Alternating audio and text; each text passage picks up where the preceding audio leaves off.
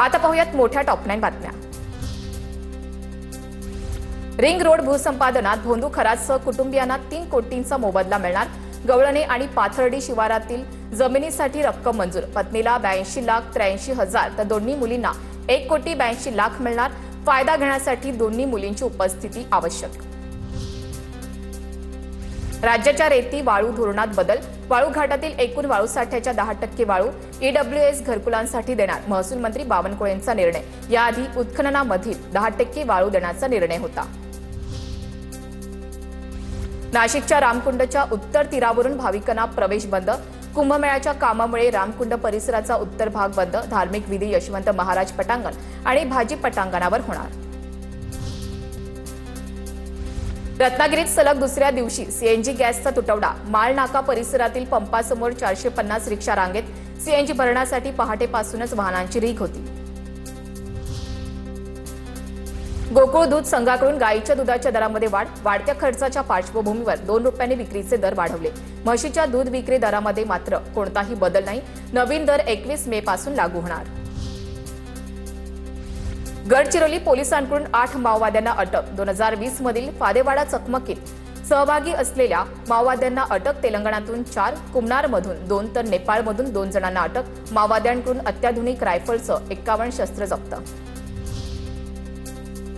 गडचिरोली जिल्ह्यामध्ये 5 माओवाद्यांचं आत्मसमर्पण। भामरागड आणि छत्तीसगड सीमावर्ती भागात सक्रिय होते।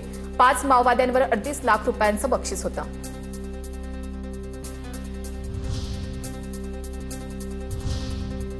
धरणं आणि तलाव आटले असून या संदर्भातल्या टॉप 9 बातम्या पाहूयात। राधानगरी धरणाच्या पाणी पातळीत यंदा मोठी घट। धरणात सध्या 32% इतकाच पाणीसाठा शिल्लक। भोगावती आणि पंचगंगेच्या पाण्यावर अवलंबून असलेल्या शेतीवर मोठा परिणाम। कोल्हापूर जिल्ह्यावर पाणी संकटाचं सावट। काळमवाडी धरणात सध्या फक्त 4.5 टीएमसी पाणीसाठा शिल्लक। यापुढे धरणातील 3 टीएमसी पाणीसाठाच वापरता येणार। करमाळा तालुक्यातील मांगी तलावात 36% पाणीसाठा शिल्लक। मागच्या वर्षी मांगी तलावात 40% पाणीसाठा होता। डाव्या कालव्यातून प्रति सेकंद 900 लिटरनं मांगी तलावातून विसर्ग।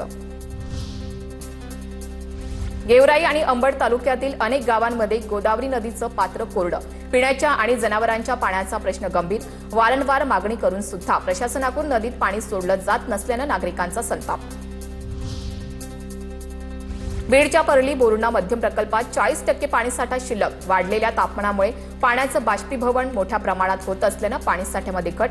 नागरिकांना पाणी जपून वापरण्याचं आवाहन।